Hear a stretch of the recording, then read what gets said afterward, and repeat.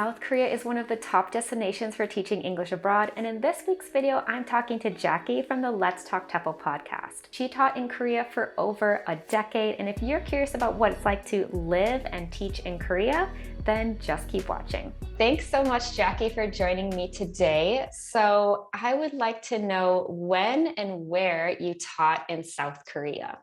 So I went to South Korea for the first time. I think it was like 2003, and then I taught for a year, and then I went back to Canada and went to grad school for a few years and traveled in the US and did a few different things. And then I went back to Korea for about 10 years after that. And Oh, then wow. I left and returned to Canada about 6 years ago.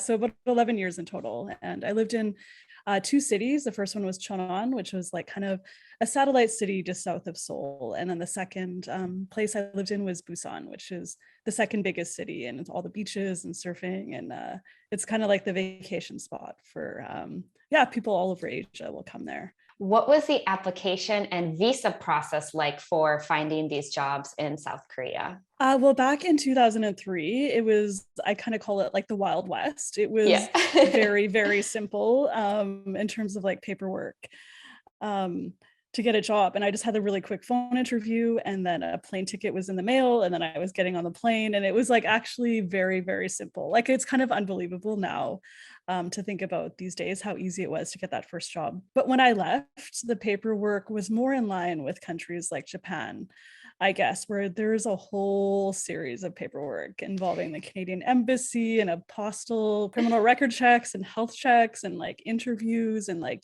a whole thing. So it's quite burdensome now to get a visa for Korea. It's not easy, but as long as you're qualified, if you have the right passport and a degree and that kind of stuff, you can get a job, but it does take a bit of effort, certainly, to make that happen. Yeah, I feel the same. My first few jobs that I had, it was pretty simple. There weren't many resources. So it was kind of just using Dave's ESL Cafe and word of mouth and different things. But yeah, these days it's very formal visa procedures, lots and lots of paperwork. So I totally agree with that. My sweet mother in Canada helped me so much mailing things. And so you kind of like almost need somebody. If you're teaching in another country, you need someone in your home country who's willing to like a little bit go the extra mile for you to do things. Yeah, I had the same. My mom helped me a lot because I would be abroad in one country, but then trying to get a visa for my next country. So same thing. I was like, Mom, I need your help. So she had to go to all these offices in the US. And I actually I gave her like the power of attorney so she can deal with like medical records and bank stuff. So if anyone is teaching abroad, definitely get a power of attorney, get that person that can be your liaison in your home country because you're going to need it with all of the paperwork. Let's talk about your students because I know you taught a range of from kindergarten to adults. So what were your students like at your different schools? Well, I taught kindergarten for 1 year, and I didn't like it. It was maybe one of the toughest years of my life, and I just like it was just took a lot of energy, and I was exhausted at the end of it. And then I taught elementary school students for a year after that, and I really enjoyed it actually. Like they couldn't, like go to the bathroom by themselves and do like the basic things and speak like a little bit of English, and we'd have a laugh and play like a few different games and stuff, and we had a good time together.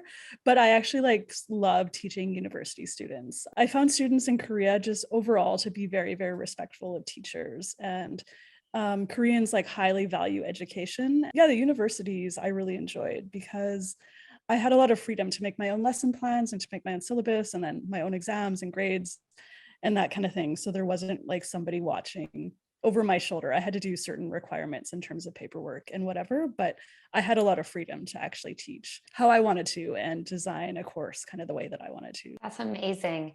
Did you have to have certain qualifications to teach at the university? Yeah, for sure. So you need to have a master's degree. When I got the job, a master's degree in anything was almost good enough, but these days it's a lot more competitive because just due to demographics, it's similar to Japan with one of the lowest birth rates in the world.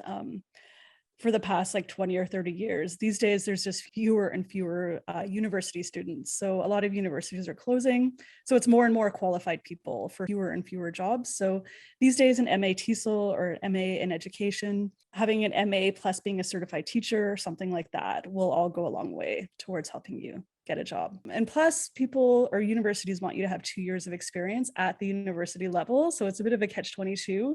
How do you get that experience? Sometimes it's other countries, sometimes it's teaching adults at like a cram school, something like that. What did you like most and least about teaching in Korea? I think the thing that I liked least was probably working at the Hagwons. So a Hagwon is just a Korean name for a cram school. I think it's like Buxiban in Taiwan, and there's different names for whatever country. Yeah. They are run like businesses and not really educational institutes. And it's all about keeping the parents happy. So they keep sending their kids there and the owners keep getting the money. And so it's not really an amazing environment to teach in. The thing that I like most about teaching in Korea was that I guess I loved living in Korea most of all. I loved the food and kind of the nightlife and all the beaches, and I bought a car and used to go camping on the beaches and have big bonfires, and I went surfing all the time. Koreans are very kind people, I think, generally to foreigners. So I would just meet, just really nice people everywhere I went, and they would share their food with you and just were excited to like talk to you. Did you experience any culture shock? Yeah, for sure. In my first year, I think it was like anyone who goes to another country for the first time, I think would go through kind of all the stages. And I certainly did. And it was back in 2003 when the internet was out there. So the internet cafes and whatever, but I didn't have like my own computer and my own smartphone and whatever. So even staying in touch with like family and friends back in Canada required a bit of effort. So I think it would be different these days. I remember the first morning, the first day, my school picked me up at the bus station in Cheonan and from the airport, and it was at nighttime, and they were like, okay, here's the bakery, here's whatever, here's whatever, the grocery store. And it was a Friday night, and then I woke up on Saturday morning and I had no idea what time it even was. I didn't set my watch or and then I got up and I remember just going outside my apartment feeling hungry. And of course, it's like the Korean alphabet. I couldn't read the Korean alphabet and I didn't have a cell phone. And I just was like, I need to pay such close attention to where I am and how to get back to my house. So I walked like straight down the block one way, went back. It was like, okay, there's maybe the grocery store that looks like fried chicken. I was like, whatever. Then I walked the other block, walked the other way, and slowly got more adventurous. But I just remember feeling like I'm so alone and like I really need help. And where is my school? Why aren't they helping me? And it was, it was quite difficult for sure, those first couple of weeks. What advice do you have for somebody who is interested in teaching in Korea? The key in Korea is getting a good job. So your visa is tied to your workplace. So you can basically only work at that one school that is sponsoring your visa. So if it's a good school, you'll have a great year and you'll get your money and have no stress. And there's probably other foreign teachers who are quite happy there and they're happy to show you around and kind of introduce you to their networks and stuff. But if you end up at a bad school, it's kind of a nightmare. There are some bad hagwons in Korea. So they take money for pension and healthcare, but don't sign you up. They don't pay you on time. They won't pay for your airfare at the end of your contract, which is promised. Your housing, it might be like moldy and really crappy.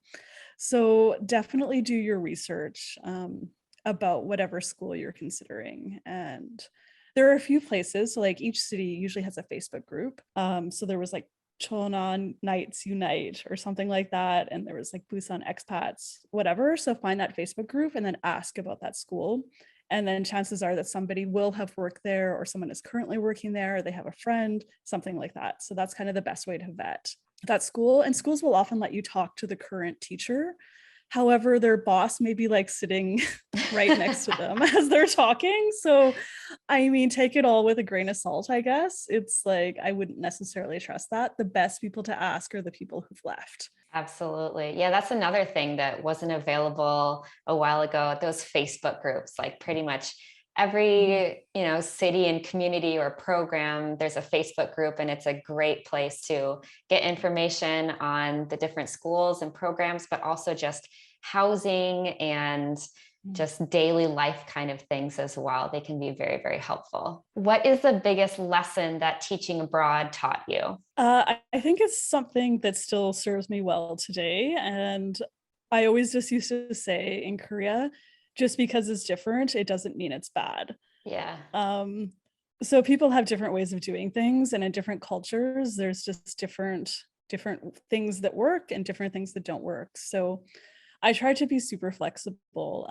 In Korea, everything happens last minute, and that is not my style at all. I'm a very organize ahead, and like I have a whole calendar, and like I like step by step plans for things and that kind of stuff. So it's like at first I tried to fight against it, and I just was like, what? I have a new class and I find out like 1 minute before it starts. Like, how can that be possible? But over time, I just was like, ah, whatever, like happens last minute, that's okay. And I just try to see like the positive in it too. Like if I wanted some like noodles at my house, I could phone and they would be at my house in 10 minutes. It's like everything happens really quickly and really last minute and really rushed. So you just have to kind of go with it. And it can work in your favor a lot of the time too. So it's like I just try to see the positive in those situations, I guess. Yeah, I definitely agree with that. I think being open-minded to trying new things and being flexible are like two of the things that you definitely need to have if you want to teach abroad. Trying it out and trying something new Yeah. and not being afraid to make mistakes as well. If I had to choose one word that would predict someone's success if they go abroad to teach, I would say inflexible people probably won't make it, but the flexible people, they can end up staying for years and years and be quite happy. What advice do you have for people who would like to teach abroad? If you're only going to do it for a year or two, then don't worry about your qualifications and just go have like a fun adventure, and just save a bit of money, see the world, go on vacations, just do whatever you want to do. But if you want to make a career out of it, then for sure get some paper qualifications to go along with your experience. I think that if you have a resume that has like 10 years of teaching experience, but you have a BA in history, for example, I think people will look at that resume and just think like, oh, weird, they're teaching English and they have this BA in history and they have nothing else. And it's hard to get actually the better jobs. So you'll kind of be stuck at like the entry level jobs.